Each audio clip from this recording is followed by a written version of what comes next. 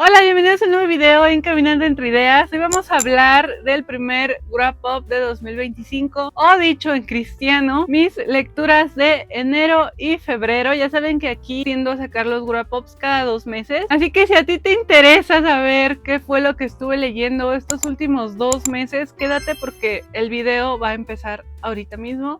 Y como ya saben que mis Wrap Ups tienden a ser un poco extensos, un poco muy largos, no voy a liarme más y vamos a empezar este video ya.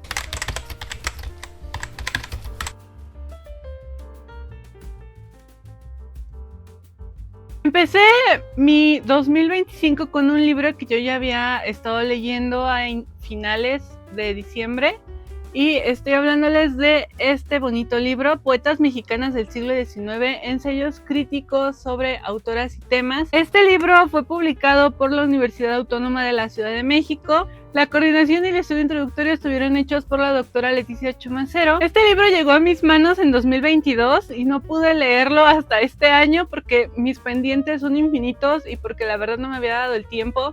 Y yo quería sentarme a leer poco a poco y de verdad rayonearlo, tacharlo, marcarlo como yo quisiera. Entonces quería dedicarle todo el tiempo posible, por eso no lo había empezado a leer. Es una serie de ensayos, como ya lo dice el título, que nos están refiriendo a esa investigación que se hace sobre autoras mexicanas del siglo XIX. Para ser específicos, todas esas autoras que no fueron Sor Juana Inés de la Cruz, autoras que no tuvieron voz, autoras que quedaron en el anonimato y que por alguna u otra razón no son reconocidas o no fueron reconocidas como debieron serlo. Vamos aquí ensayos de Michoacán, ensayos de lo que sucedía en Puebla, por ejemplo, y otras diferentes reflexiones acerca de qué papel tenía el periodismo y la escritura hecha por mujeres en México. Tenemos también fragmentos de estas autoras, no solamente fulanita escribía poesía, no, también tenemos el fragmento de algunos de los poemas de ellas por si tú quieres o te interesa después investigar por tu parte sobre ellas, y además un análisis literario de cada una de ellas. A mí este libro francamente me gustó mucho, les hablé un poco de él en TikTok porque me preguntaron de qué trataba el libro porque estaba yo presumiendo que lo estaba leyendo. Una de las cosas que a mí me gustaron o que yo rescato y que de verdad se quedaron muy en mí es el hecho de conocer por qué se les decía poetisas antes y por qué se dejó de utilizar el término poeta tanto como para mujeres como para hombres. Esta invención que fue inventada por hombres machistas, hay que decirlo tal cual, y que no debería de seguir persistiendo hoy en día porque realmente no hay una necesidad de decir poetisa, solamente tienes que decir poeta y ya está. Tiene datos históricos muy interesantes, datos que te podrían servir para un trabajo de tesis en todo caso, o simplemente si te quieres culturizar o quieres aprender más del tema, saber que no solamente Sor Juana Inés de la Cruz es un representativo femenino en México, sino que había muchísimas otras mujeres que no solamente se dedicaban a escribir poesía, sino que también hacían investigación periodística, se dedicaban a escribir artículos, a difundir la literatura, y no solamente de forma escrita, sino también armando revistas y armando otras formas de comunicación dentro de este país. Ese fue mi primer lectura de 2025, con esto empezamos en él. El siguiente libro fue publicado en 2022, yo lo adquirí en la Feria del Libro del Zócalo del año pasado y me llamó mucho la atención porque pues la contraportada estaba muy interesante, me llamó mucho la atención la portada. Me dejé guiar tal vez por el marketing, sí, tal vez. Y bueno, Fondo de Cultura Económica es quien la publica, quien tiene la traducción, porque la autora es alemana.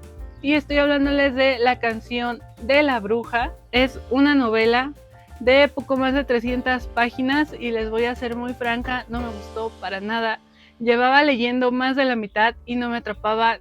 El flujo de la narración para mí es muy lento. La historia se centra en Alemania y son unos chicos que tienen un club de teatro. Dentro de este club de teatro ellos van a tener su última puesta en escena antes de que sea la graduación y ellos tengan que pues avanzar, y el maestro les trae la propuesta de una obra que se representa en México. Esta obra está ambientada en épocas de la Revolución Mexicana. Y bueno, además de eso, hay un personaje que es una bruja dentro de esta narrativa Entonces los niños empiezan a ensayar, empiezan a hacer todo lo necesario para poner en escena esta obra, y eso requiere que ellos se aíslen por un cierto tiempo a un campamento en el que ellos ensayan.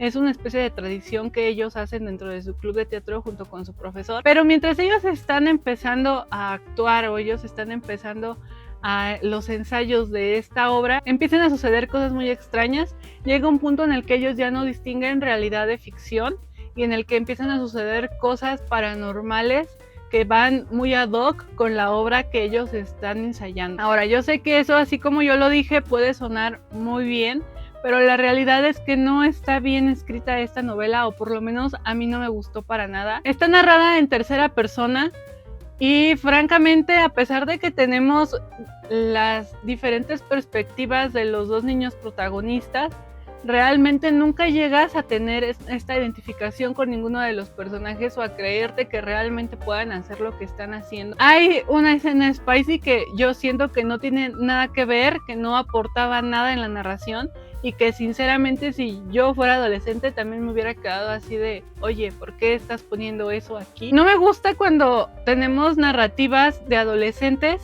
en la que los adolescentes no se comportan como lo que son, y realmente nos están poniendo aquí el típico adolescente pues que no piensa, que pareciera que solamente reacciona a todo lo que le sucede a su alrededor. Entonces eso es un no para mí. También el hecho de que la obra sea en México, pero haya ciertos aspectos que no se cuidaron, o ciertos aspectos que me dan a entender que solamente fue como una característica lanzada al aire para que tomara un poco de fuerza, por lo menos en ventas aquí en México, me hace un poco de ruido, porque francamente de mexicano no tiene nada, más allá de que se supone que están en la revolución y que está esta bruja que los engaña y todo eso. Realmente es que no tiene nada que ver y no tiene nada de sobresaliente que la obra que los niños están representando sea en México. Otra de las cosas que no me gustó fue el final. El final te deja pensando si realmente fue realidad o fue una mentira el cómo termina la niña protagonista, a quien le llaman bruja. Toca temas de bullying, toca temas de problemas alimenticios, pero no profundiza realmente en ninguno de estos temas hasta el final. Y realmente en el final ni siquiera hace una especie de reflexión o una especie de adentración como tal, como se debería de hacer en el tema. Entonces realmente para hacer una novela juvenil creo que queda muy corta, y para hacer una novela realmente creo que queda corta en sí. No está bien narrada. El espacio-tiempo se pudo haber ahorrado muchísimas páginas solamente redactando una o dos cosas, en lugar de alargarlo tanto. Es más que nada eso, está muy larga. Llegas a la página 150 sin tener idea de qué está sucediendo, porque no está narrada de forma clara. No sé si es el caso de la traducción, que no creo que sea un problema de traducción. Creo que es más un problema de cómo está narrado. Creo que la escritora sacó muy rápido esta historia, no le dio tiempo de madurar, y por eso para mí es un no. A mí no me gustó nada, nadita. Y les voy a ser muy franca, yo creo que hasta lo voy a regalar. Tal vez a alguien más le guste esta historia, porque a mí no me gustó. El siguiente libro, que es de un poco más de 150 páginas y lo leí por un profesor, les voy a dejar aquí la imagen, es Flores de Buda por Yosa Buzón. Un libro bilingüe porque viene en su versión español-japonés.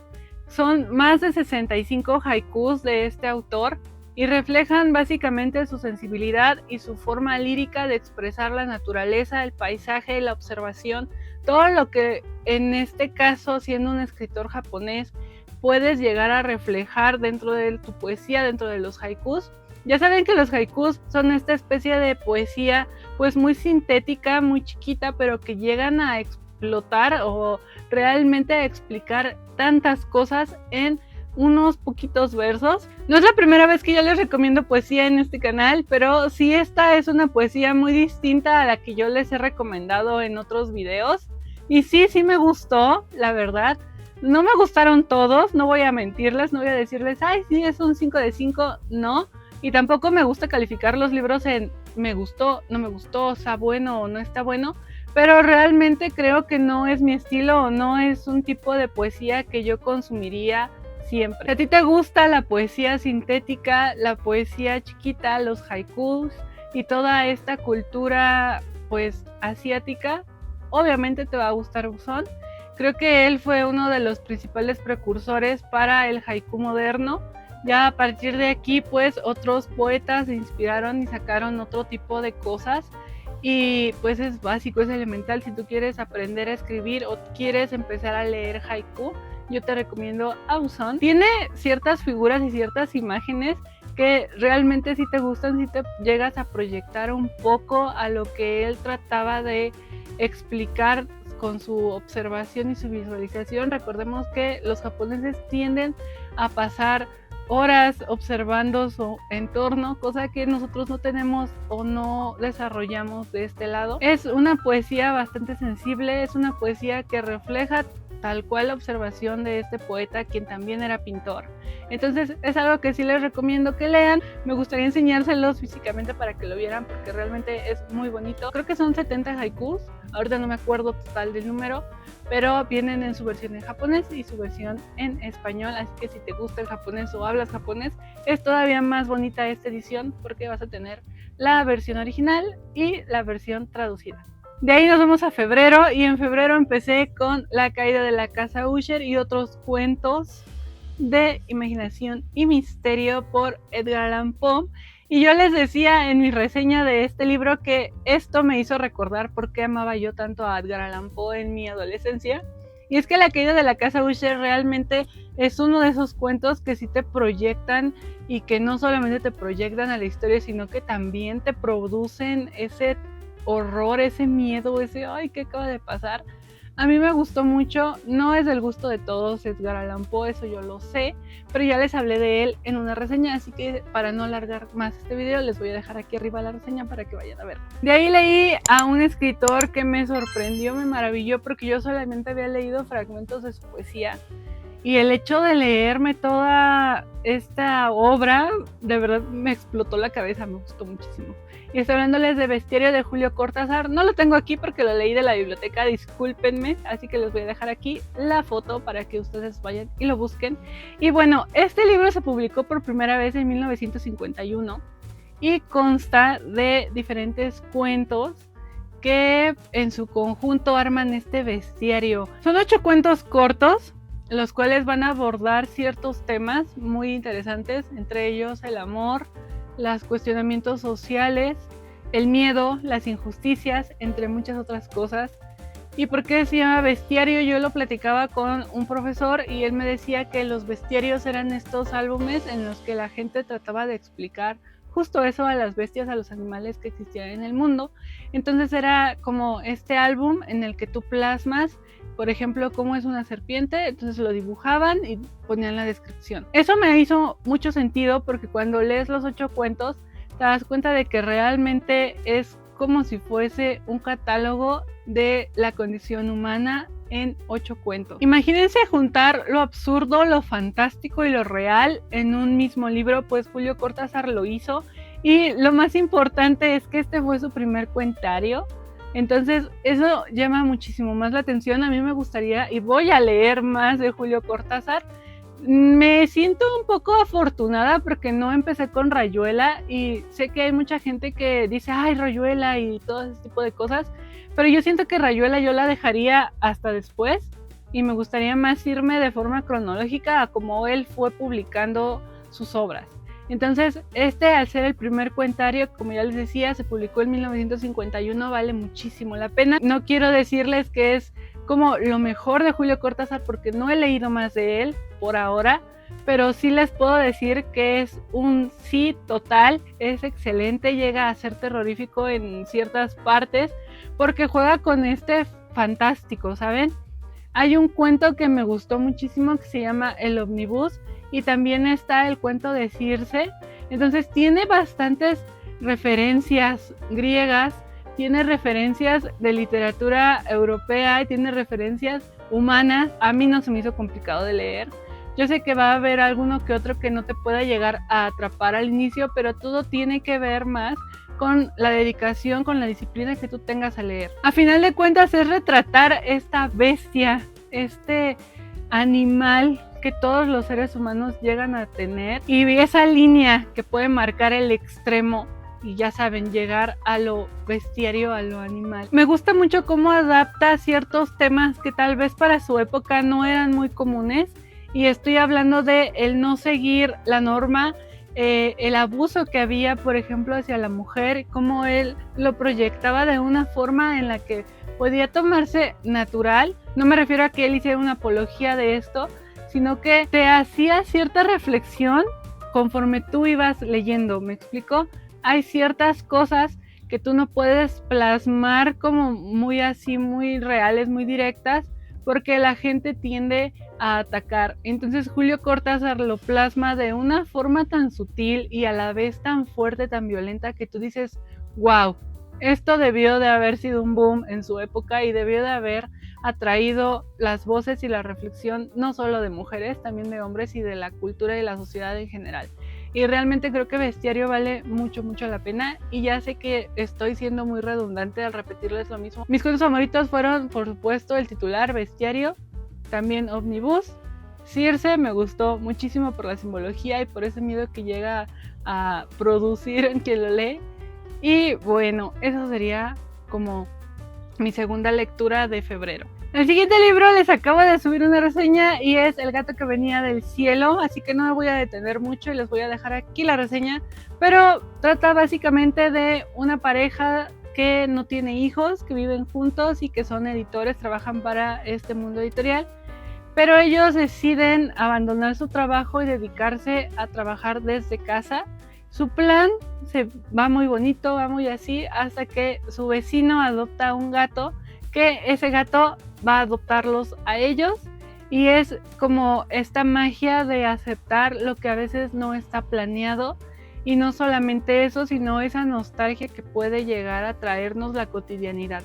Es un libro muy hermoso, un libro de un autor japonés llamado Takashi Hiraide. Y bueno, se publicó en 2004, tiene más de 100 páginas, como 160 páginas por ahí. Está cortito de leer, está muy bonito. Creo que tiene una lírica y una forma de explicar las cosas que realmente sí te proyectan a Japón. Y no solamente a Japón, sino a esta nostalgia, a este sentimiento agridulce de vivir. Entonces es un libro que yo les recomiendo mucho, y si les interesa un poco más de él, les voy a dejar aquí la reseña para que ustedes vayan a verla.